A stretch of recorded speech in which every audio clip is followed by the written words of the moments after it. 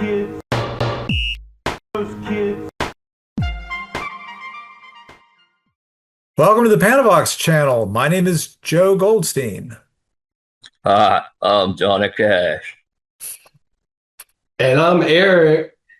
And today on the Panavox channel, we have a very special presentation. And we're going to be comparing Beatles album covers to Cheap Trick album covers. And this is something I've been wanting to talk about for years and years. And so I kind of put this slideshow together. And I'm just going to show similarities. Vomit it right out, man. Between the, I'm just going to show similarities between the album covers, and hopefully it's going to be really interesting and fun. And you might learn something. Yep. That's right. That's right. You might learn a little something. Mm-hmm. Okay, are y'all ready? Here we go. Let's see what we got. This is my first slide. We've got the Oh, and I forgot to say, I'm going to be using the Beatles American releases instead of the British releases because those correlate more with the Cheap Trick albums I'm going to talk about. And why wouldn't they? That's what they grew up with. Exactly. I think that might be part of the reason. But I'm also, there's a few of the Beatles American releases I'm going to leave out just because I've got a limited number of Cheap Trick albums that I'm going to be talking about. And there's Is the Beatles story in there anywhere? no, that was not in there. That was not in there. And Maybe a couple that of the, and the American version of Help, I'm not going to talk about that one either. But it's that one and maybe one or two others. Anyway, y'all just bear with me because I think this is going to be kind of interesting. But we have the first Beatles Capitol album.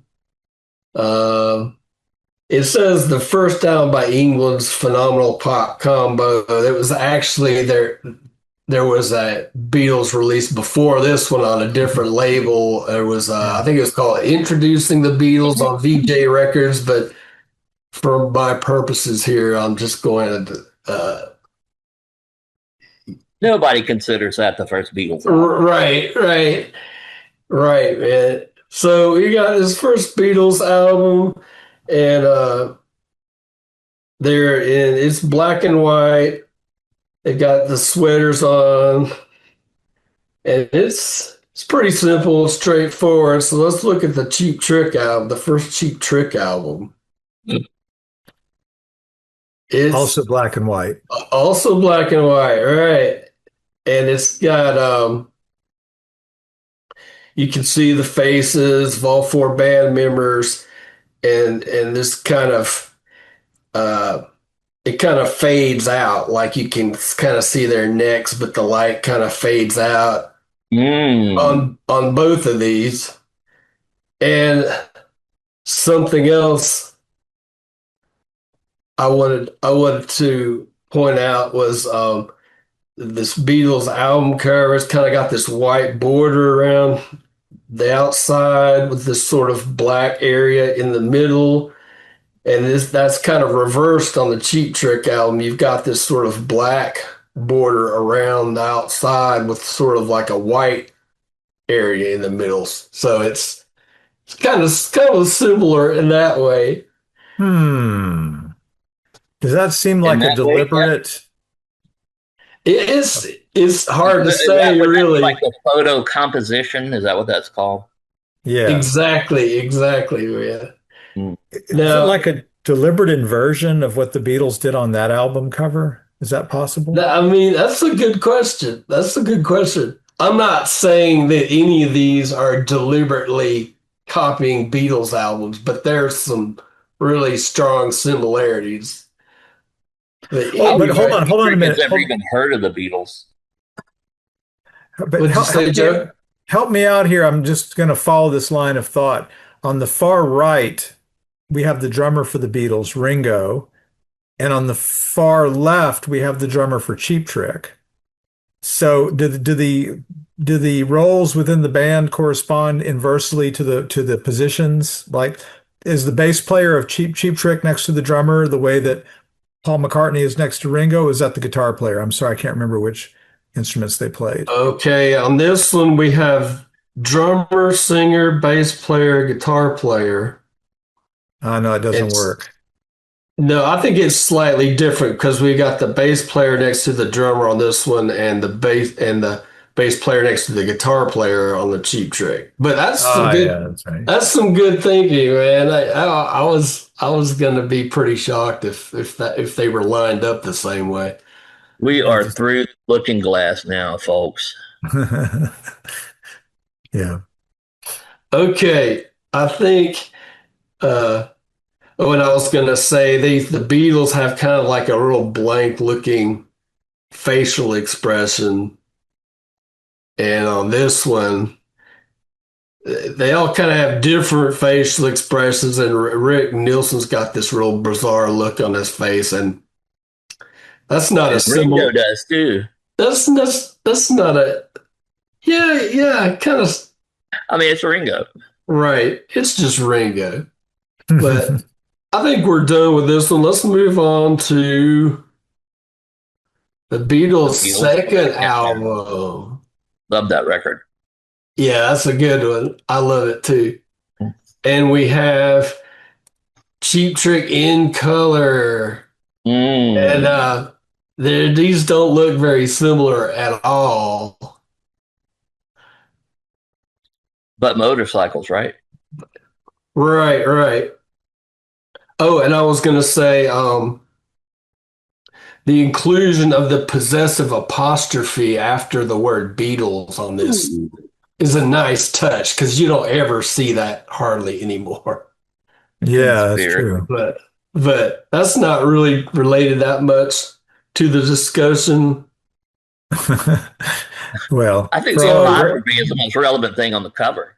So yeah, I'm gonna be throwing in all kinds of extra stuff, but so not much similarity. But wait a minute, let's look at the back cover of this Cheap Trick album. Now, how much would you pay? It's got Rick and Oh, Bunny Sepia on tone. bicycles. Ooh. What was that you said, Mike? That's a kind of sepia tone on both of them, really. You're In a way. yes. you are kind of closing in on what I was going to say here. It says Okay.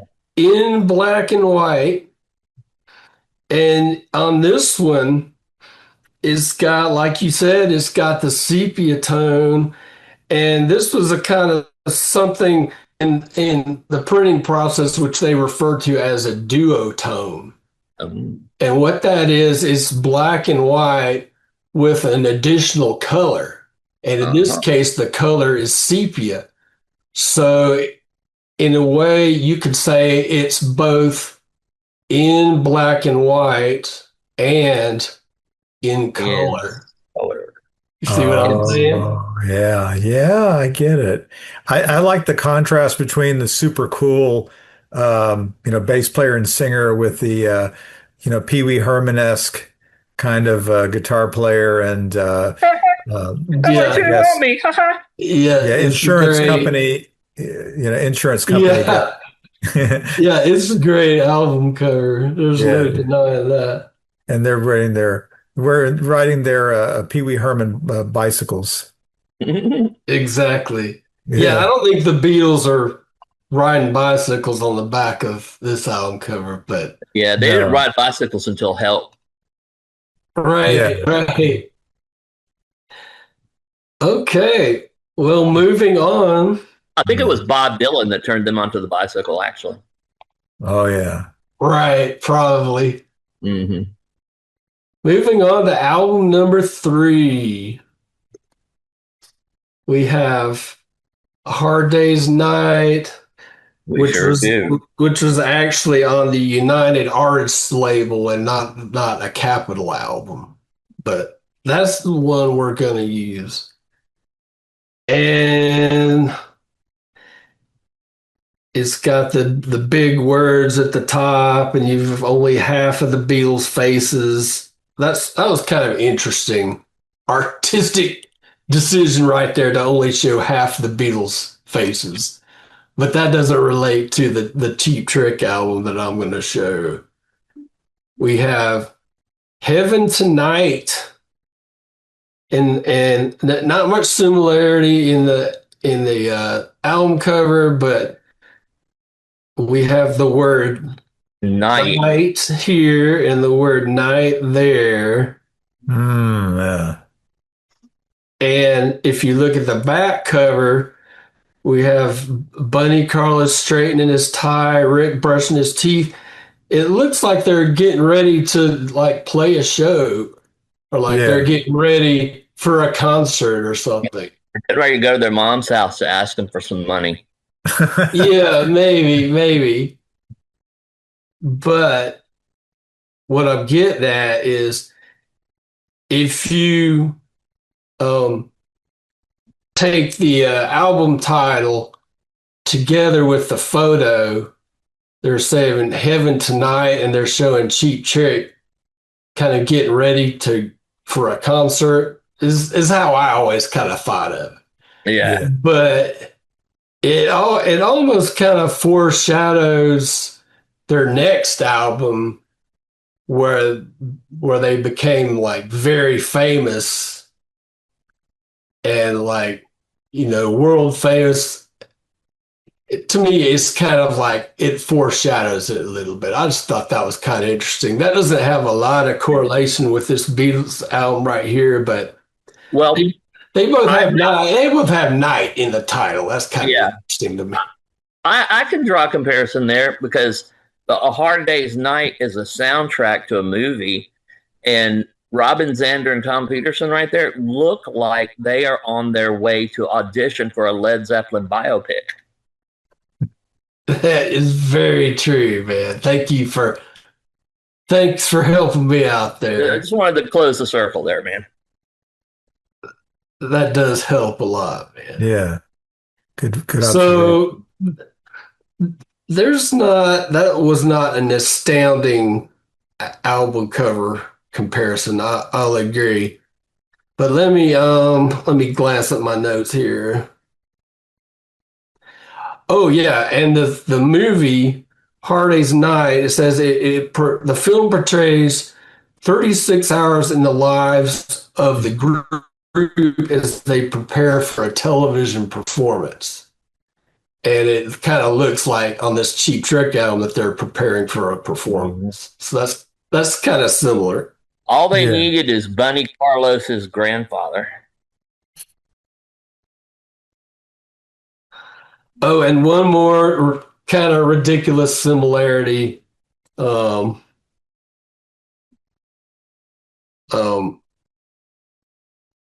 Already said both album covers contain the word night.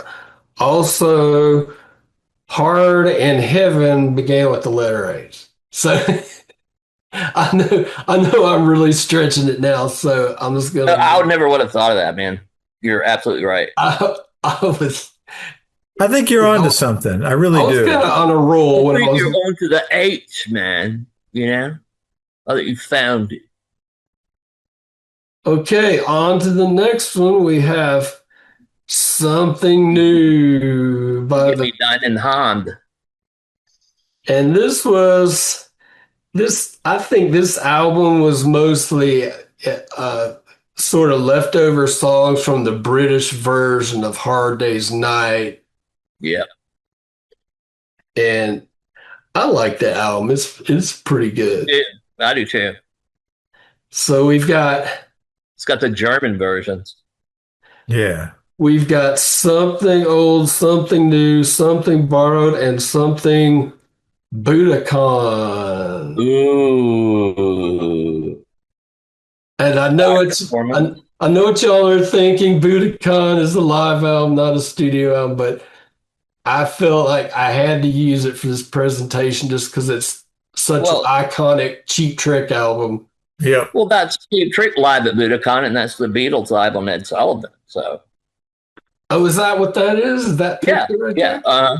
Oh, I didn't realize that that was an actual live photo of them. yeah, totally. I thought maybe they were just posing for the Uh-huh. picture or something. Like Yeah.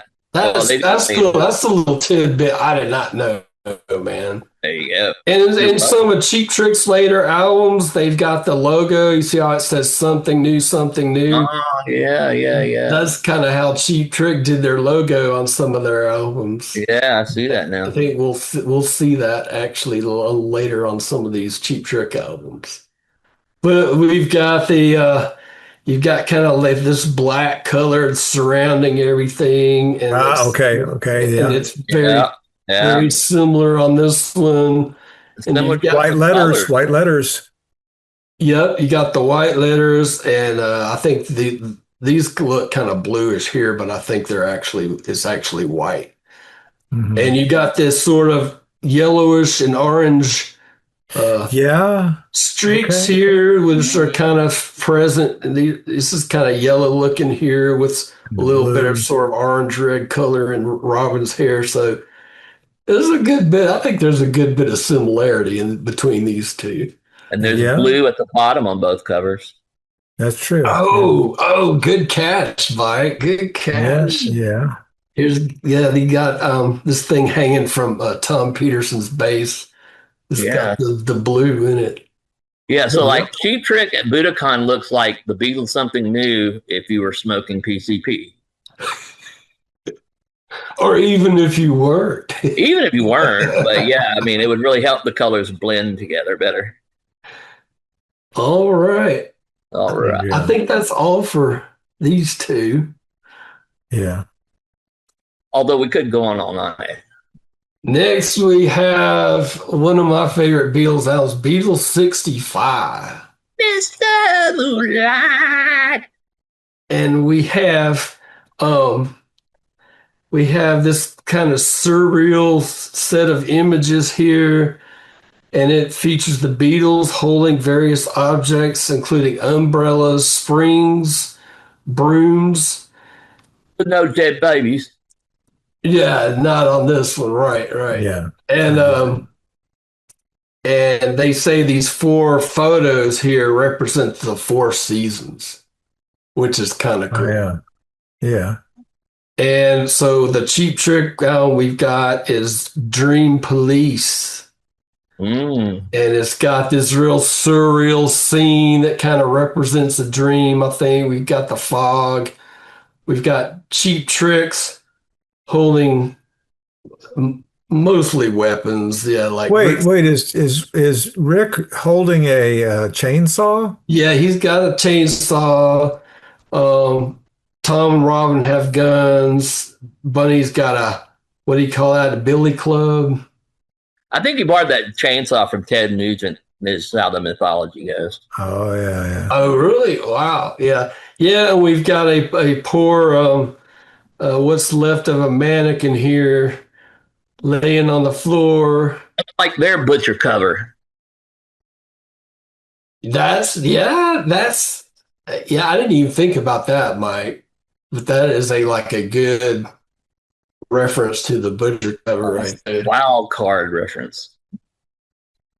Yeah, and I wanted to point out they've got this kind of beige looking color here, which is also in the window pane and this Roman column right here. And you've got this white border around the outside, which is kind of, you see right here. See, I think back then I think they had limitations in the printing process, and so they were required to have this white border around the edge because it was hard for them to make the cover go all the way to the outside. That's why. Yeah, those Beatles albums like they just plastered them on top of a white jacket or something almost. Yeah. Yeah.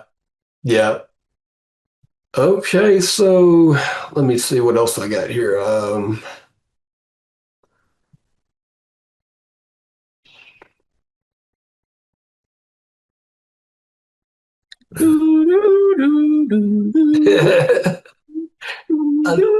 Trying to But get my thoughts together here. get your thoughts on, man. Yeah, we talked about the chainsawed mannequin and the colors. Okay, I think I got the back. Can't remember Yeah. if I put the back cover of this on here. We might just move on to the next one. Yeah. Beatles 6. I thought that was a funny picture. Yeah, I like it. I used to think they were holding on to a conductor's baton, but it's actually a knife, and they're cutting a cake, but they're not. They don't show the cake in the picture. But I saw a bigger picture where they actually showed the cake. That's heavy. But this is probably my favorite early Beatles album because it's got kind of leftover tracks from the British Help album and the British Beatles for Sale album, and I think maybe like a single and a B-side or something. But Bad Boy is on it, there. yeah, right. It's got some great songs. I love it. Anyway, the match up with this one's not so great. It's Found All the Parts, the Cheap Trick EP. It's only got 4 songs on it, so this one's almost cheating. But you kind of have this red and white and black color scheme here, and you got the same thing right here at the top. And there's not a lot of correlation between these two, but Cheap Trick seemed to address this issue by including a live version of Day Tripper Tripper. on this EP. So that a little bit makes up for it. How about that? And Yeah, I think that the colors really do coordinate. I mean, and it's all there, really. yeah, there's a little bit happening on this one. And I did this other slide with the back cover of Beatles 6 just because I think it looks cool, and Cool, doesn't I just wanted to show it. it? Joe, are you with us? There's a Beatles story down there. There's a what? The Beatles story album cover. That was their best album. I see. Yeah, down at the bottom. Uh-huh. They're trying. You might like these other Beatles albums. You I like might. this shot right here, kind of looking up through somebody's legs with John Lennon looking all cool with the sunglasses. That's pretty cool. And Ringo playing his kettle drum. Yeah. That's just coolness right there, man. Okay, I think Joe's gonna be back with us pretty soon. He's having. It's like, Oh, Joe, you're Sorry, back. sorry, a little interruption here at the homestead. Not important. We weren't really going over anything important. I was just showing the back of this Beatles 6 album cover. Okay. It doesn't really mean too much for the presentation. It's just one of my favorite albums. So Yeah. I think it was actually released 2 days after I was born. So it's the first Beatles album that came out after I was born. Yeah. Well, I think that's my favorite EP of Cheap Tricks. Yeah, it's my favorite too because it's the only one Yeah. that I know of. There might be some bootleg EPs out there. Yeah. All right, on to the next one. And this is a biggie. Smalls. This is a biggie. Smalls. It's the famous Rubber Soul album. And this is where the Beatles started moving in a more psychedelic and experimental kind of direction. And that's kind of implied by this cover photo with their faces a little bit stretched out. And you got the crazy looking logo here.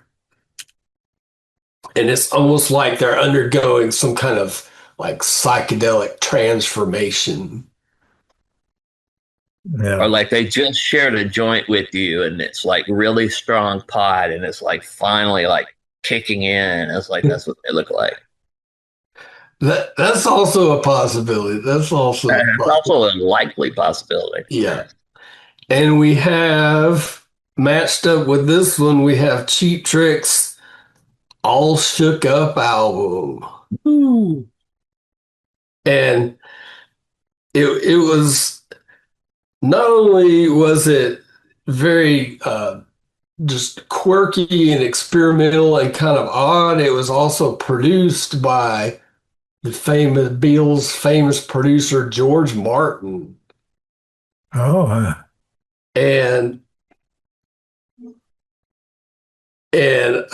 I think that the George Martin production is like very, if you listen to the album, you can kind of hear his influence on the music on that First class, first class. on that And we have the Cheap Tricks appearing in this mysterious room with no floor or ceiling and a woman's face peering in at them. And we have a train coming through the open door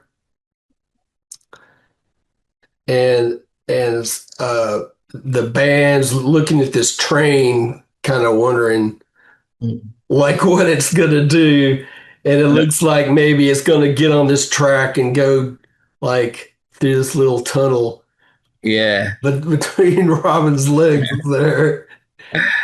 Well, I hate to bring up another drug reference, but it's like Rubber Soul was definitely like the Beatles' Pot album. Mm-hmm. And this album here, if you notice the position of the Choo there, with the relativity to the position of the woman's face, it looks like she's sniffing the steam that's coming out Oh, of the yeah. And plus, there's also all this kind of like, train and cocaine references that appear in such popular songs as Trucking by the Grateful Dead. And just, I thought I would point that out. I don't think it means anything at all. That's what I love about album covers, is they can mean so much, so many things to so many different people, It's a lost art It's form. like, and I guess what I'm getting at with the woman's face looking in here is that, like, this greenery back here behind the Beatles, you could say it represents nature. So maybe this is Mother Nature looking in on Cheap Trick. Oh, Mother Nature interesting. and her sons. Yeah, or some other, maybe she represents some other like supernatural force, which has sent this train through the door. So it's almost like Cheap Trick are undergoing some kind of like supernatural experience or something. That's kind of how I always interpret it. But you could say that's similar to in some way to the Rubber Soul album cover. Yeah. To me, it's kind of similar. Yeah. That would be kind of a, um, like a symbolic connection, I guess, like you're saying, Right, but that's maybe not, but yeah. I Like think that this is like maybe the woman is just a kind of a reference to like the forces of nature, or something like that. And also one more thing about this, I don't know who this woman is on this cover, but she kind of reminds me a lot of the Cars, the woman's on the cover of the Cars first album cover. Oh yeah, yeah. Which I don't have a picture of that in my presentation, but well, we can all visualize that for sure. yeah, I just wanted to throw that in because that's gonna possibly be relevant to the next slide we look at. Okay. So all right, here goes the next one. No, I did put her face. I couldn't remember if I had her in there or not. So there's the Cars first album cover. Anyway, not much to Could be say. the same model perhaps for both album covers. I don't know, just the same color lipstick, really. It's Yeah. probably all it is. So we have moved on to Revolver. George And, Harrison's wearing lipstick. and matched up with Revolver, we have One on One. Ooh. And Ooh. and both albums have the white as sort of the predominant color. Both of them have the four faces of the band. And Paul's looking away. Well, I guess Ringo's kind of looking away too. But and these two are looking forward. And we have what this is on the front of the Cheap Trick album covers. They're looking into mirrors, and Rick's mirror is partially covering up the face of John Brandt, and that might have to do with the fact that Tom Peterson had recently quit the band, and John Brandt was the new bass player, but he didn't actually play any bass on this album. So, Oh, but interesting. I thought that was kind of interesting that Paul's looking to the side on this one, Oh yeah, and yeah, John Brandt's face is partially covered. yeah, yeah, It's yeah, kind of yeah. similar, but Yeah. Well, that kind of. Go ahead. I thought this is pretty obvious similarity between these two. Well, 2 points come to mind. The one-on-one album cover is where the John Brandt is dead rumor started. And then the Revolver album cover, George Harrison has Ringo growing out of his head there, and Bunny Carlos has Robin Zander growing out of his. Oh, that's a good catch, man. That's a good catch. Could be something to that. And I forgot to say this is my favorite Beatles album, and this is my favorite Cheap Trick album. Oh, so doubling down. Yeah. There's all kinds of stuff on this one. And also, I wanted to throw in my comment about the woman's face on the Cars' first album cover on the last slide. I wanted to mention that the Cars' first album cover was produced by Roy Thomas Baker. Oh, He produced the first four Cars albums, and he was also the producer of this Cheap Trick album here. totally forgot about that. So they kind of maybe unintentionally foreshadowed their next producer on All Shook Up. I don't know really what I'm trying to say with that, but it's just interesting.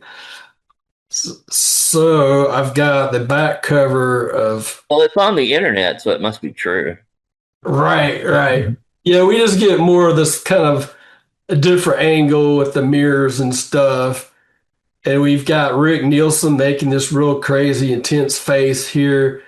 And then Bunny Carlos has his eyebrows raised like he's looking at Rick and saying, "What are you looking at me like that for, man? What you talking about, Rick Nielsen? What did you talk about?" I think that's all we got for this one. Sergeant Pepper's, the famous Sergeant Pepper's album. And what Cheap Trick is going to go with Sergeant Pepper's? It's going to be Next Position, Please. Oh, There is just no similarity at all between these two. well, they were both produced by Todd Rundgren, weren't they?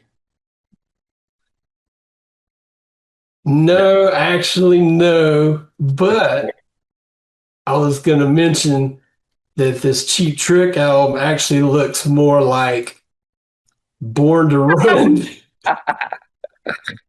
than it looks like Sergeant Pepper's. I think you got a point there. So did the Born to Run album come out before Next Position, Please? It did. I see. I'm thinking that is probably an intentional reference. possibly even a parody of the Born to Run album. I think you're totally right about that. Because I think if you look at the back of the Springsteen album, that's like what the band is doing. Yeah. Right. Yeah. But I was thinking that maybe since Sergeant Pepper's doesn't really seem all that similar, that maybe Yesterday and Today is a little more similar. And I think Yesterday and Today came out shortly before Revolver in the US. But it's a little more similarity between these two. You've got the band mirrors against the white background. And you've got the the dark text here and here. You could match those up a little bit if you wanted to. And also, like the Yesterday and Today, it was made from like sort of leftover tracks from Rubber Soul and Revolver. So it was kind of just patched together to make a new album. And this Next Position, Please, it's kind of got that same patchwork quality to the songs. It's just, I'm sorry. To me, it just seemed more like a random collection of songs than like a whole cohesive album. So yeah, it was great because there was some good songs on it, but it's a little weak. Yeah, that's what I thought too. I thought it was a little bit of a weak album. It does have some good songs though. Yeah. And of course, Yesterday and Today is where it has a studio version of the Beatles covering Cheap Trick with Day Tripper. Oh yeah. Thanks for mentioning that, man. You're welcome. Thanks for mentioning that. And here's the back of Next Position, Please. It's Rick holding up three fingers, and I know there's some kind of meaning behind the three fingers, but I know what it was. West Coast. Or he's saying, there's three guys on the front of this album cover. Whose finger is in my ass? Doesn't he kind of run over from the front? It's like the photograph kind of folds over to the front side like that. Yeah, it does. So there's Rick right here. Yeah. And he's going,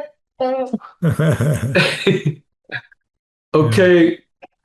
But so not much correlation to Sergeant Pepper's, but the story does have a happy ending because Cheap Trick atoned for this in 2009 when they released Sergeant Pepper's Live. Ta-da! Which is a recording of a live performance of the entire Sergeant Pepper's album by Cheap Trick. Okay. They recorded it and released it as an album. All right. So there's your Sergeant Pepper's correlation right there. That's the most obvious one we've seen. Yeah. All right, moving on. This is, I think this is actually going a little bit faster than I had expected. I was hoping this would end up being like a 2-hour video or something. I'm sure to a lot of people it will seem like one. Right. Okay, next we have Magical Mystery Tour. I just got to say that, like, that time that Cheap Trick played the State Fair, Yeah. When there was only about 30 people there, that's what they opened with that song. It was just like kick ass the whole night, even though there was just like barely any people there at all. Right. Yeah, I'm sorry. I wish I had been at that show because I've heard from a couple of different people that was a pretty good show. Yeah. But it might have been me twice singing. Mm-hmm. All right.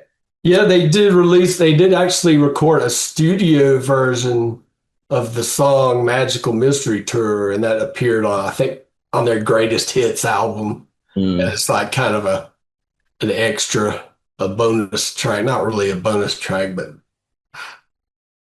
they were anticipating that it would become one of their greatest hits, I guess. Mhm. And I still haven't heard their version of that song. I need to get my act together. But we have the famous Magical Mystery Tour album, and we're gonna put that with Standing on the Edge. And this is actually my favorite Cheap Trick album cover just because it's so weird looking. You know, but for this, there's a few similarities here. Like the Beatles have their faces covered, and you see on the Cheap Trick album, you see the figures of the band, but you don't really see their faces. You see Robin's face right here, and then you see like the bottom half of, I think that's Paul's face right here on the. Well, it's the Wolves. So that's kind of similar. Then we have this blue color right here on the Magical Mystery Tour album, which is kind of correlates with this blue color on this Cheap Trick album. Which was really daring for both bands because you really just don't see a lot of blue on album covers. And yeah, I was gonna say that this is actually one of my lesser favorite Cheap Trick albums, even though it's my favorite Cheap Trick album cover. I wasn't going to talk very much about their music in this video, but they were going for kind of like a hair metal sound on this album, and it just sounds really kind of real slick and overproduced, and it's just I didn't care for it that much. Isn't that the record that you wrote a complaint letter to Rick Nielsen about? No, that was The Doctor, which we'll talk about. Okay. I've actually kind of warmed up to The Doctor a little bit. But yeah, we'll talk about that one next a little bit. But let me see. I think that might be all I have for this one. I was going to say, if you stared at both of these album covers for like 30 seconds or a minute and then closed your eyes, you would probably see, like, instead of this one, this color, you would see this color. Instead of this color, you would see that color. But I haven't tried that myself. I'm just guessing because they're sort of opposite colors. I think cows. I was kind of stretching it a little bit maybe on that one, but I don't know. Yeah. What are you saying? What are you saying? That blue is very close to the blue in the Beatles album. Yeah, it is. It is. I just realized that today, actually, when I was looking at my slide. So next we have this. I think this presentation is going to get a little bit less impressive as we go along here. Don't tune out, everyone. It's really going to be cool. But I think it's interesting. Next, we have the very famous White Album. Yeah. And this is widely considered to be one of the greatest albums ever recorded. And matching up with that, we have The Doctor, which is widely considered by Cheap Trick fans to be Cheap Trick's worst album. So they're kind of opposites, and the covers look opposite too. Like, this one's got nothing on it, and this one's like real crazy and busy looking. And like Nickelodeon threw up or something. Yeah, like I didn't care for The Doctor at all when I first heard it, and but I've kind of warmed up to it a little bit, like maybe just out of nostalgia or something. I like it more than I used to, but I wouldn't put it in my top 5 or top 10 Cheap Trick albums or anything like that, you know. But and they only had 10 albums. I'll still listen to it. And what else do I have about this one? Just basically what I just said. is what I have for this. But I was going to throw in a little caveat here.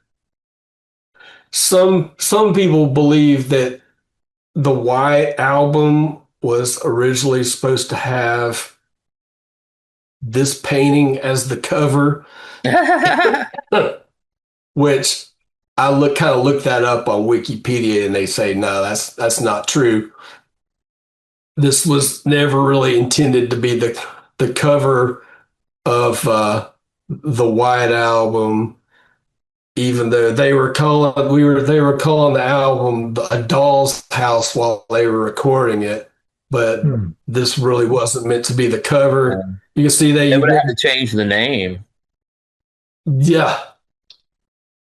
And this painting here became the cover for this album here, the Beatles Ballads, which was, I think, came out in 1980.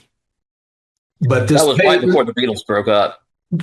But yeah, but I was just gonna say these two covers look a lot more alike than these two, just because more color and everything. But some of the colors are the same. Yeah, this painting actually is from a book that was a book of Beatles lyrics that had paintings kind of to go with the lyrics. That's where this painting is from. Anyway, that's probably a little bit too much information. That's all I got for the doctor, but those two albums are opposite in a lot of ways, I would say. So now it's time for Abbey Road. And I really honestly don't have much for these two because except to say that both covers show the bands in kind of pedestrian settings with the Beatles literally as pedestrians and Cheap Trick standing in front of this wall with here's the back cover. We got Rick and Bunny putting up the Cheap Trick wallpaper. I thought Bunny was taking a leak there. He's lighting his smoke. Oh, there you go. They both got brushes and they're putting up the Cheap Trick wallpaper. So there's very little. I don't have many similarities between these two albums. But this was the album where Tom Pearson rejoined the band. So that was pretty cool. And it's got like the nice thunderous sounding bass on some of the songs. It also has the dreaded Flame song, which is probably my least favorite Cheap Trick song of all time. But some of the other songs are pretty good. So that was my little short review of Lap of Luxury. That's the name of the song. Mm-hmm. Okay, so I think we've got one more, and that will be Let It Be, the Beatles' last album, and we're matching that up with Busted, which was the Cheap Trick's last album on Epic Records. Mm. And that's the album where actually the Beatles had already broken up when they released Let It Be, but you could say the band was busted or something like that, so that's kind of similar. Yeah. And also it's got the band's pictures inside of these squares, and it's got not squares inside the pictures. Yeah, this is kind of unusual here because it's got this kind of harkens back to the In Color album cover because you've got Robin and Tom in color, and then these framed black and white portraits with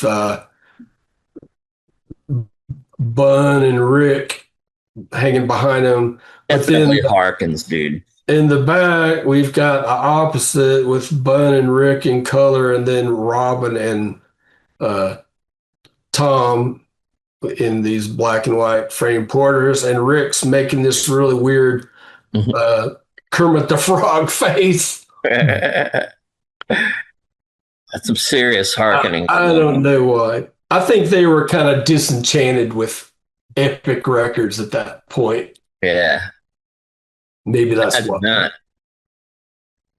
But that concludes my presentation. Oh man, you didn't include, like Anthology and the Sex America and Cheap Trick collection. No, we'll have to do like I a have to do second. my own, man. We'll have to do like a second episode to get all the post Epic Records albums. Hmm. But Well, you did. so what did y'all think about my presentation? Was it interesting? It was Yeah. interesting. It was insightful. It was occasionally painful. And it was, I think you could dance to it. I give it a 78. That's cool. That's cool. I think you make some really present some really strong evidence for deliberate inspiration from the Beatles art, and specifically for the album covers that you refer to each time. Of course, we don't know who was. I mean, maybe you do. I don't. I don't know who was working on those album covers, the design and the execution of them and everything, and what they were Charles thinking, Manson. or what. Say what? Charles Manson did the artwork. Oh, okay. Well, okay. Mystery solved.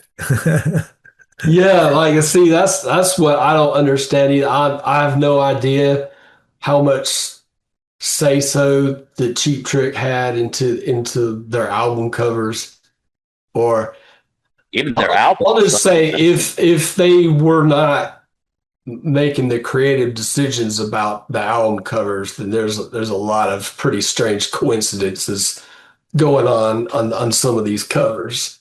Yeah. You have to wonder. I think like probably a lot of bands will have like, the finished product or sort of a working demo or whatever they'll get to the artwork people.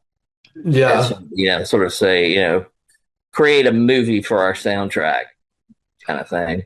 Right.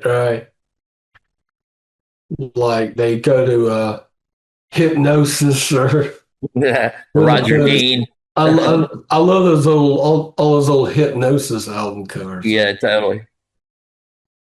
Well, what? No, go ahead. Say? Finish your thought. Sorry.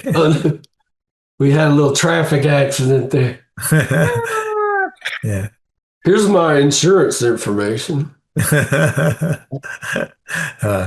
I just can't wanted to remember. add that I think it's interesting that the Beatles went through this kind of evolution, and that was reflected in their album covers. And I can't really think of another band that had like album covers that kind of evolved the way the Beatles did. So that was kind of the point, though. One of the points, I guess, that I was trying to make with all this.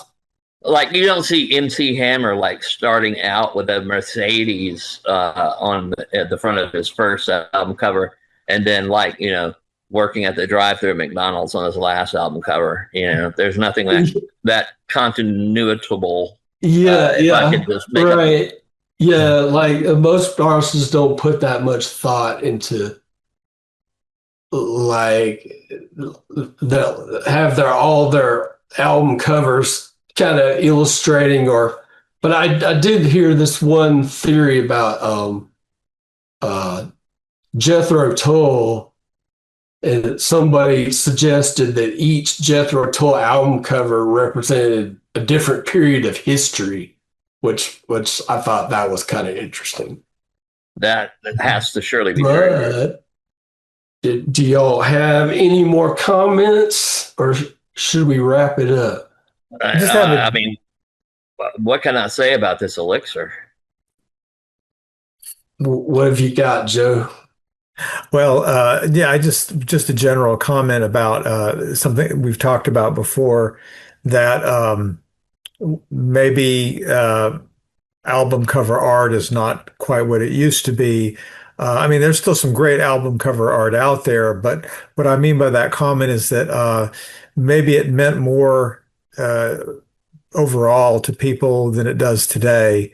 I remember it was something that I was really focused on, and I don't know how focused people are today on album covers, what they mean, or how when album, an artist will have an album cover and then another one, another one. Is there an evolution in the style?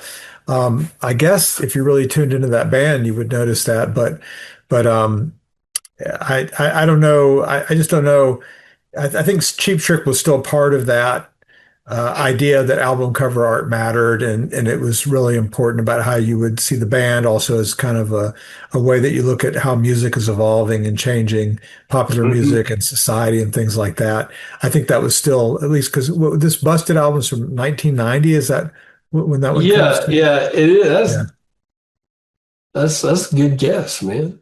Yeah, well, I think did some research before our meeting. So, but I Oh, think, but yeah, by 1990, that was still really important. I don't know when maybe this album cover art became maybe not as important, as it was maybe in the 60s and 70s and 80s. But at some point, I think maybe not so much anymore. yeah, that's a very 90s looking album cover, I think. Yeah. Well, the CD kind of killed album artwork for me, I mean, because it's like, who wants to sit there with a magnifying glass to like analyze all these similarities between the Beatles and Yeah, Cheap Trick yeah, album? it did kind of hurt. I think that's one reason for the resurgence of vinyl Mm. is people like having the big artwork to look at, you know. Yeah, Yeah. but I would say that the biggest tragedy these days is not the lack of quality album artwork; it's the lack of quality albums. That's very true. That's very true. I have to beg to differ with Mike on that point. Um, we can, I mean, I'm sure you make some good points, but I can also make some good points about material coming out recently that's really, really good.